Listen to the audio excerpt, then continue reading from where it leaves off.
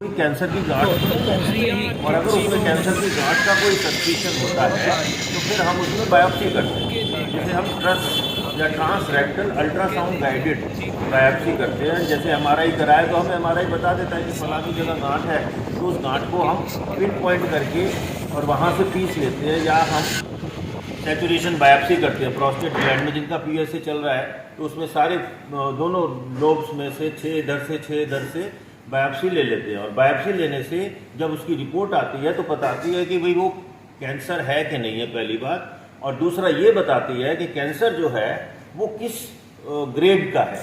तो कैंसर जो है हल्के ग्रेड का भी होता है, जिसको ग्लीसन स्कोर शुरू करते हैं तो 6 से शुरू करते हैं, 6, 7, 8, 9, 10, जैसे जैसे स्कोरिंग बढ़ती जाती है वैसे वैसे वो खतरनाक की शेप की तरफ बढ़ता चला जाता है। तो इसलिए नाम कैंसर में घबराने की जरूरत नहीं होती है। अगर ग्लीसन स्कोर 6 है या 7 है तो वो ज़्यादा खतरनाक नहीं होता है। उसके लिए हमारे पास बड़े साधन होते हैं, हम फर्दर टेस्ट करते हैं और पता लगाते हैं कि वो जो है उसकी स्टेजिंग होती है। दूसरी चीज़ जो होती है ना कैंसर की, वो स्टेजिंग होती है कि कैंसर अगर पकड़ा गया तो क्या वो लोकलाइज्ड है प्रोस्टेट के अंदर या वो पूरे शरीर में फैलता है। तो अगर वो पूरे शरीर में फैलता है तो एक टेस्ट होता है जिसे हम PSMA पेट CT स्कैन बोलते हैं। और ये साधन सारे जो है एक सुपर स्पेशलाइज्ड हॉस्पिटल जैसे मैक्स हेल्थ केयर है वहाँ अवेलेबल है, वहाँ फैसिलिटीज़ हैं। तो PSMA पेट CT स्कैन करा के उसकी स्टेजिंग करते हैं। स्टेजिंग से पता लगाते हैं कि भाई कौन सी स्टेज का है, क्या वो लोकलाइज्ड है तो ग्रेड 1 ये स्टेज 1 स्टेज 2 है, या फिर वो फैल रहा है का मतलब है कि वो प्रोस्टेट से बाहर निकल गया, लिम्फ नोड्स में चला गया तो वो 3 में पहुंच जाता है, या पूरी हड्डियों तक चला जाए, बोन्स में चला जाए या उसके अंदर चला जाए, बोन्स से स्कल, ब्रेन, बाकी लंग्स कहीं भी चला जाए तो वो मेटास्टैटिक हो जाता है, स्टेज 4 हो जाता है, तो वो ज़्यादा खतरनाक हो जाता है। तो इसलिए ये ज़रूरी है कि डरे नहीं, पहली बात। दूसरी बात ये है कि उसकी स्टेजिंग हो, टाइम से पता चले और हर स्टेज का इलाज है। तो जब हमें पता है कि भी हर स्टेज का इलाज है और पूरा बेहतरीन इलाज है, तो उसके बाद जो है अगर हम स्टेज डिफाइन कर लेते हैं तो फिर उसके तरीके होते हैं इलाज के। तो अब हम जो है लोकलाइज्ड प्रोस्टेट के बारे में मैं बताऊंगा। एडवांस्ड कैंसर के बारे में हमारे एक्सपर्ट हैं डॉक्टर रजत, वो आपको बताएंगे। जहाँ तक लोकलाइज्ड बीमारी का सवाल है तो लोकलाइज्ड बीमारी तो जो होती है ना स्टेज 1 स्टेज 2, जैसे बायोप्सी रिपोर्ट में आया, तो अगर अर्ली स्टेज है, आजकल क्या है परिवर्तन क्या हुआ है साइंस, पूरी साइंस में इसके कैंसर की, तो जो अर्ली है ग्लीसन स्कोर 6 है मान लिया, तो जो 6 है उसको एक्टिव सर्वेलेंस पे रखा जाता है। एक्टिव सर्वेलेंस का मतलब है कि उसमें तीनों मोडेलिटीज़ की ऑप्शन होती है। पेशेंट को देखा जाता है कि वो उसकी फेवर क्या है, तो पेशेंट के साथ काउंसलिंग की जाती है। उसमें एक्टिव सर्वेलेंस एक ऑप्शन होता है, रोबोटिक रेडिकल प्रोस्टेटेक्टमी दूसरा ऑप्शन होता है, रेडियोथेरेपी विद हार्मोनल थेरेपी एक तीसरा ऑप्शन होता है। ये अर्ली स्टेजेस में आपका जो है स्टेज 1 स्टेज 2 में ग्लीसन स्कोर 7 के अंदर ये हम ऑप्शंस पेशेंट और उसके परिवार से डिस्कस करते हैं और उसकी जो उम्र है उससे पता लगाते हैं कि उसके लिए क्या सूटेबल है। उसकी कोमॉर्बिडिटीज़ का स्टेटस होता है, जैसे उसको हार्ट डिजीज़ है या जनरलाइज कई सारी उसकी और बीमारियां हैं, तो उन सब से पता लगा लेते हैं कि उसके लिए सूटेबल क्या है। मोस्ट सूटेबल सर्जरी रहेगी या रेडियोथेरेपी रहेगी या एक्टिव सर्वेलेंस रहेगी। तो ये अर्ली स्टेज डिजीज़ में लोकलाइज्ड प्रोस्टेट के लिए हमारे पास सारे ऑप्शंस हैं। हमारे एक्सपर्ट टीम है, हमारे पास डॉक्टर जैसे रजत है, ये बहुत एक्सपर्ट हैं रोबोटिक सर्जरी करने में। हमारे डॉक्टर वाहिद है जो यूरो ऑन्कोलॉजी टीम को, और वो इसको रोबोटिक सर्जरी के बारे में डॉक्टर रजत आपको डिटेल में बताएंगे। और जो बाकी जो चीज़ है वो है कि भाई एडवांस प्रोस्टेट कैंसर, उसके बारे में भी डॉक्टर रजत आपके साथ गुफ्तगू करेंगे। बाकी जो सवाल होंगे उसके बारे में हम दोनों फिर बाद में आपसे डिस्कस करेंगे। Urology kidney transplant euro oncology department में मैक्स हॉस्पिटल शालीमार बाग। तो जैसे डॉक्टर वाश ने पहले बता चुके हैं, प्रोस्टेट कैंसर कई स्टेजेस का हो सकता है, शुरुआती या फिर एडवांस स्टेज, आगे बढ़ा हुआ या शुरुआत में। अब हम लोगों की हमेशा एक कोशिश रहती है कि कैंसर शुरुआत में मिल जाए, जिससे उसका इलाज आराम से हो जाए और पूरा का पूरा निकाला जा सके, साइड इफ़ेक्ट सबसे कम आए। तो शुरुआत में उसको पकड़ने का एक तरीका जो है PSA लेवल या फिर रेगुलर स्क्रीनिंग पे आके रेक्टल एग्जामिनेशन। तो अवेयरनेस जैसे हम इस कॉन्फ्रेंस में करना चाह रहे हैं, उसका एक उद्देश्य ये है कि लोगों को मालूम चले 50 साल के बाद एक PSA लेवल कराया जाता है, जिससे कि प्रोस्टेट कैंसर जल्दी मिल जाए। और अगर किसी को शुरुआती मिल जाता है तो उसका ट्रीटमेंट आजकल जो सबसे कॉमन है वो है रोबोटिक सर्जरी से। दूसरा ऑप्शन होता है रेडियोथेरेपी, पर ज़्यादातर मरीज रोबोटिक सर्जरी से बहुत अच्छा रिजल्ट मिल जाता है, साइड इफ़ेक्ट कम आते हैं। तो रोबोटिक सर्जरी के बारे में कुछ भ्रांतियाँ हैं, लोग सोचते हैं कि रोबोट ऑपरेशन करेगा, तो रोबोट ऑपरेशन नहीं करता है। लेप्रोस्कोपी आपने मालूम होगा, सुना होगा कि दूरबीन विधि से 2-3 छेद बनाए जाते हैं पेट में, और उसी से इंस्ट्रूमेंट डाल के और उसको ऑपरेशन करके कैंसर को निकाल दिया जाता है। तो रोबोट भी वैसा ही है, लेप्रोस्कोपी है, दूरबीन विधि से छेद बनाए जाते हैं और कैंसर को निकाला जाता है। परंतु जो इंस्ट्रूमेंट है, अब क्योंकि आप हाथ से डायरेक्ट कंट्रोल नहीं कर रहे हो, बीच में लंबे लंबे रॉड वाले ऐसे इतनी लंबी रॉड होती है, इंस्ट्रूमेंट उसके अंदर होता है, वो आप ऐसे कंट्रोल करते हो, दूरी पे इंस्ट्रूमेंट होता है। तो रोबोट से आप डायरेक्टली उसको अपने हाथ की तरह से ही उसको कंट्रोल कर सकते हो।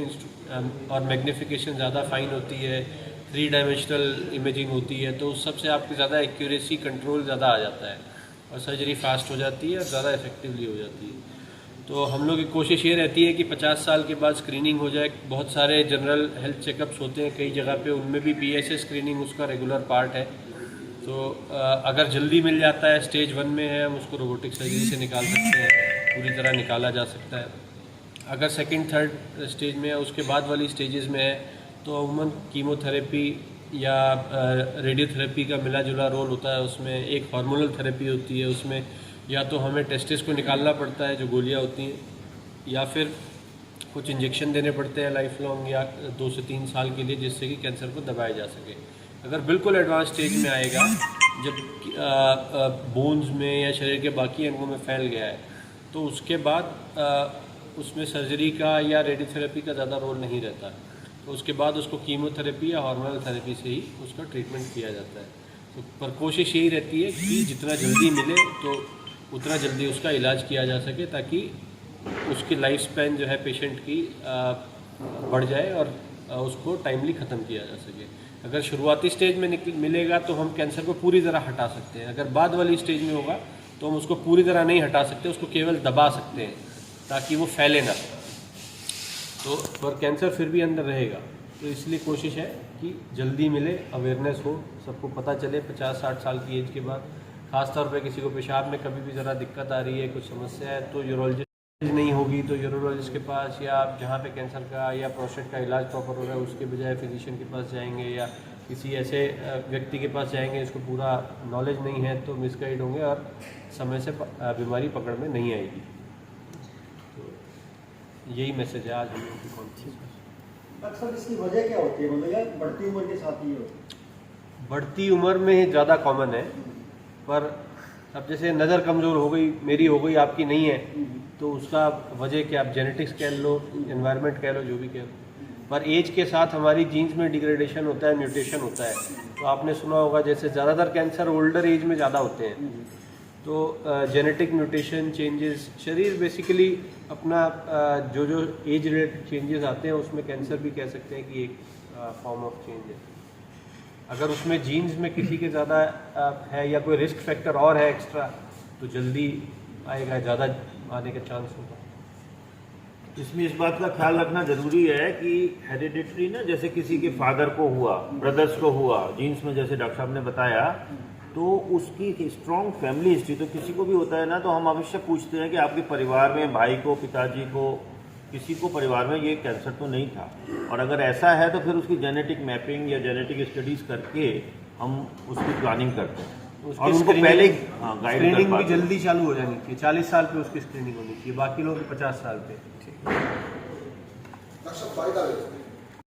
क्या मेजर कॉजेज, हाँ वही बताया है अभी के भी, जो जेनेटिक्स है ना, ये बहुत इंपॉर्टेंट है इसके अंदर। एक तो एज का फैक्टर हो गया, दूसरा जेनेटिक्स का फैक्टर हो गया, तीसरा न्यूट्रिशनल भी है।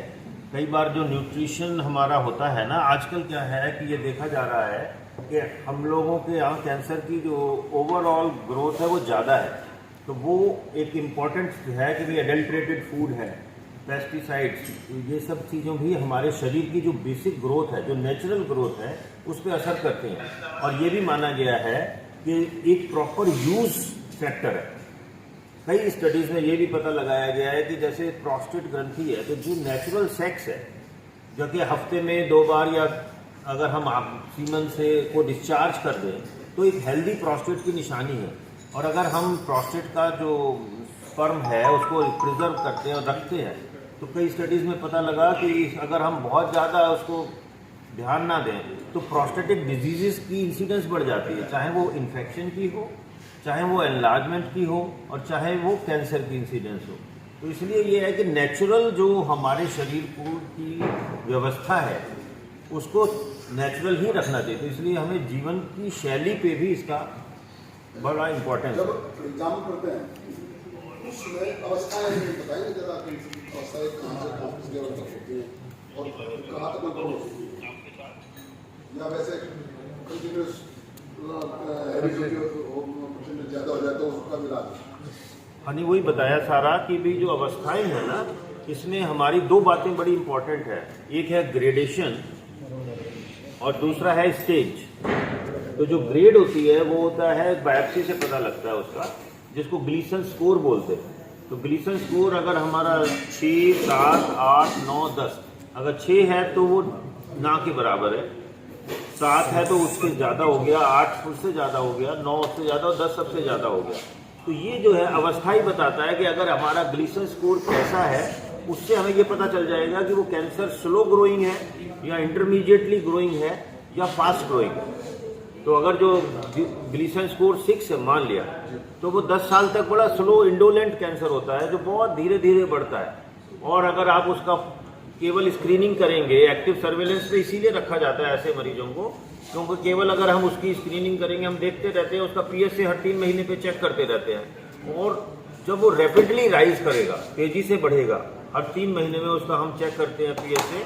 और पीएसए डबलिंग टाइम एक चीज होती है जिसको हम बोलते हैं कि कितना तेजी से पीएसए डबल हो रहा है। तो अगर पीएसए डबल बहुत तेजी से हो रहा है, इसका मतलब है कि अब हमें उस पर सतर्क होने की जरूरत है।